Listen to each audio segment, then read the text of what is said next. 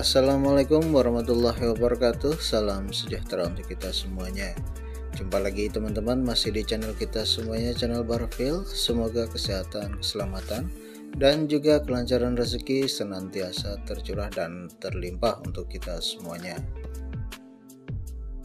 Kalau biasanya kami menjawab satu buah pertanyaan dalam setiap videonya. Nah, di kesempatan kali ini kami akan berusaha untuk menjawab beberapa pertanyaan yang telah ditinggalkan oleh beberapa rekan kita di kolom komentar.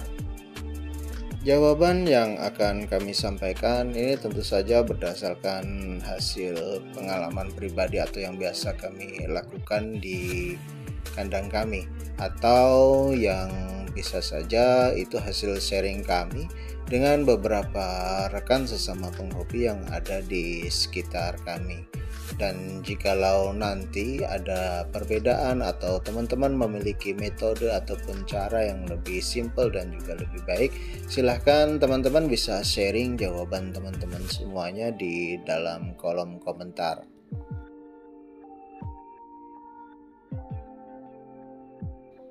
Pertanyaan yang pertama adalah berapa kali pemberian B kompleks pada rawatan kita dalam seminggu, ya katakan saja lebih mudahnya itu dalam seminggu itu berapa kali pemberian B kompleks untuk rawatan kita. Untuk pemberian B kompleks ini ada dua, katakan saja itu dua cara lah atau dua metode. Yang pertama, apabila untuk perawatan kita yang memang sedang kita siapkan untuk jalan-jalan, maka pemberian vitamin B kompleks ini bisa antara 2-3 kali. Namun yang sering kali kami lakukan dalam satu minggu untuk pemberian multivitamin untuk perawatan kita yang sedang kita siapkan untuk dibawa jalan-jalan, itu biasanya atau seringnya itu adalah 2 kali dalam seminggu. Sedangkan untuk rawatan ya yang memang hanya istilahnya itu untuk menjaga kesehatannya saja, itu kami tidak terlalu sering pemberian B kompleksnya. Paling dekat jaraknya itu adalah setiap 1 minggu sekali. Namun terkadang juga hanya 10 hari 1 kali saja. Karena itu kan tujuannya hanya untuk menjaga kesehatannya saja, kita tidak mengejar badannya istilahnya itu harus ringan, singset dan lain sebagainya. Tapi fokusnya hanya untuk menjaga kesehatannya saja. Jadi kalau menurut kami pribadi itu cukup antara 1 minggu sekali atau 10 hari sekali. Untuk dosis pemberian multivitamin B kompleks ini tentu saja tergantung dari multivitamin B kompleks yang kita pakai. Jadi disesuaikan saja dosisnya dengan yang ada di brosur atau petunjuk pemakaiannya. Karena terkadang antara B kompleks merek A dengan B kompleks merek B itu terkadang berbeda dosisnya. Dari beberapa produk multivitamin B kompleks yang pernah atau biasa kami pakai, biasanya itu secara umum itu dibagi menjadi 2 kategori. Katakan saja itu yang bagus dengan yang standar, atau yang impor dengan yang lokal. Jika kita menggunakan multivitamin B kompleks yang bagus atau yang biasanya itu dikenal dengan produk impor, itu rata-rata dosis pemakaiannya itu berdasarkan per ekor.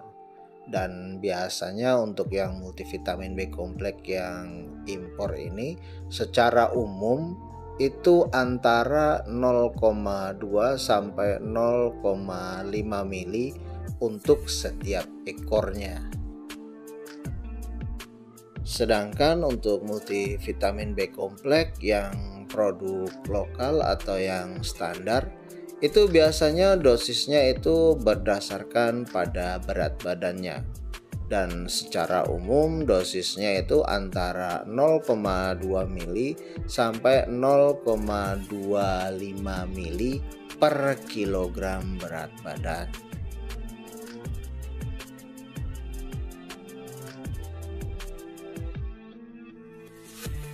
Sekarang kita masuk ke pertanyaan yang kedua. Di sini pertanyaannya adalah tentang berapa kali sebaiknya kita memandikan rawatan-rawatan kita yang sedang kita persiapkan untuk dibawa. Menurut kami pribadi itu tergantung. Tergantung di sini bisa pada rawatan kita, bisa tergantung pada cuacanya. Untuk rawatan-rawatan kami yang mulai masuk pada perawatan untuk disiapkan, biasanya itu ya tergantung pada kondisi rawatan kita itu bagaimana. Kalau kita rasa atau kami rasa berat badannya itu agak sedikit berat ataupun berlebih, biasanya kami itu akan sering memandikannya. Bisa antara 2-3 kali dalam seminggu. Namun mengingat, menimbang dan melihat lagi pada kondisi cuacanya. Kalau cuacanya bagus terus selama 1 minggu, yaitu tadi antara 2-3 kali dalam seminggu. Namun kalau cuacanya kurang bagus atau mungkin bisa dikatakan mendung atau hujan, ya mungkin kami tidak akan memandikannya karena nanti dikhawatirkan malah akan membuat rawatan kita tersebut menjadi bantat.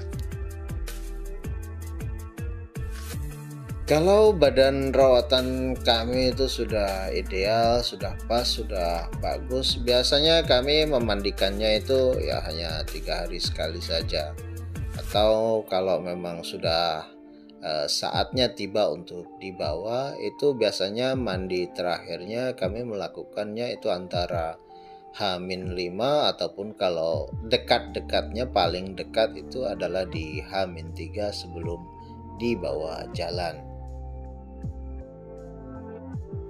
Untuk mandi di awal rawatan, biasanya kami itu selalu menggunakan sampo khusus yang dimaksudkan untuk menghilangkan parasit yang ada baik di badan ataupun di bulu daripada rawatan kita.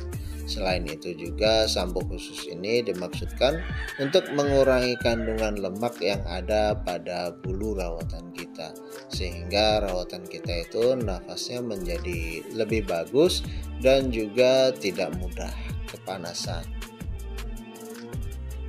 Untuk mandi-mandi selanjutnya, kami terkadang menggunakan sampo ataupun sabun, ataupun bahkan terkadang juga tidak menggunakan sampo ataupun sabun.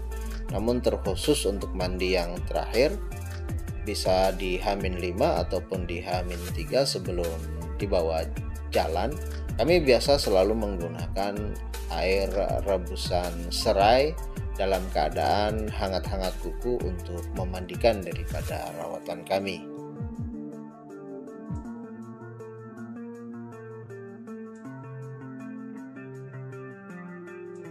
Sekarang kita lanjut ke pertanyaan yang ketiga, yakni mengobati daripada trauma ataupun luka setelah dibawa jalan-jalan. Kalau tidak salah, kami dulu pernah menjawab pertanyaan yang kurang lebih sama. Jadi mengobati luka setelah ataupun pasca dibawa jalan-jalan. Ya karena mungkin saking lamanya ataupun saking banyak videonya sehingga kami itu ya katakan saja lupa atau tidak ingat. Namun di kesempatan kali ini kami akan coba untuk tetap menjawabnya kembali. Biasanya untuk mengobati luka pasca jalan-jalan yang kami lakukan itu ya biasanya selalu kami mandikan dulu sampai benar-benar basah, terus kemudian kami bersihkan bulu yang ada di sekitarnya yang sekiranya bulu tersebut nanti akan mengganggu luka ataupun bisa menempel pada lukanya. Setelah dimandikan dan dipangkas ataupun dibersihkan bulu-bulu yang ada di sekitar yang sekiranya itu nanti bisa menempel ataupun mengganggu, biasanya langsung kami keringkan menggunakan kain. Terus kemudian kami suntik sulpidon sebanyak 1 mili.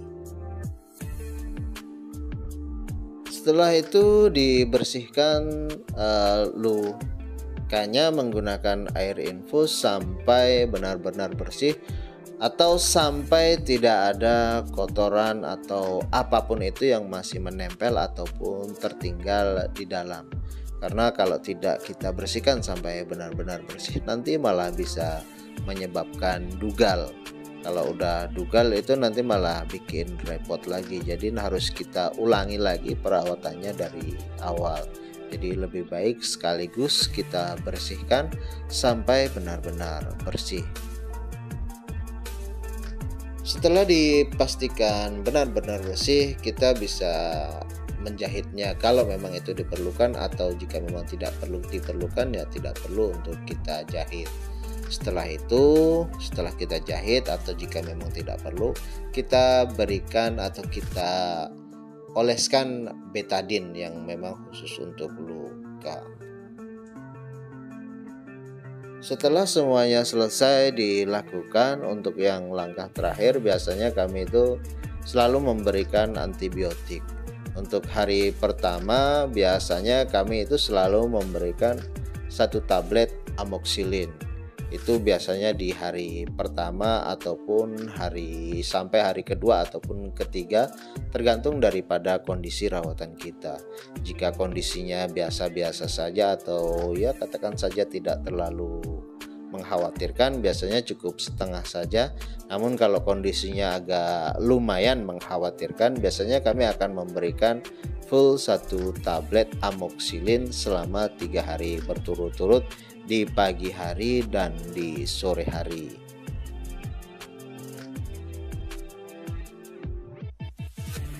Selanjutnya adalah pertanyaan yang keempat. Untuk pertanyaan yang keempat ini adalah bagaimana mengatasi rawatan kita yang bulunya itu gampang sekali patah ataupun mudah patah. Bulu mudah patah atau bulu gampang patah itu disebabkan oleh beberapa hal. Yang pertama itu adalah kualitas ransum pakan kita yang kurang bagus, sehingga nutrisi yang dibutuhkan oleh tubuh daripada rawatan kita itu tidak bisa terpenuhi akibat ransum pakan yang kita berikan itu kurang begitu bagus. Yang kedua itu disebabkan oleh kekurangan daripada vitamin, mineral, dan juga kalsium. Selanjutnya yang ketiga itu adalah disebabkan karena kita itu terlalu sering memandikan daripada rawatan kita dan kemudian langsung menjemurnya di bawah langsung sinar matahari yang tengah terik-teriknya ataupun tengah panas-panasnya.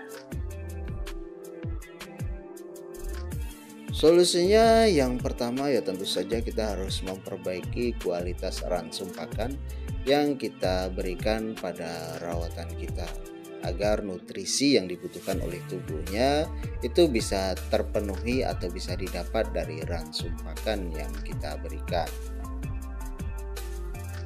Berikanlah multivitamin pendukung seperti misalkan kalsium, terus kemudian vitamin E atau vitamin B kompleks.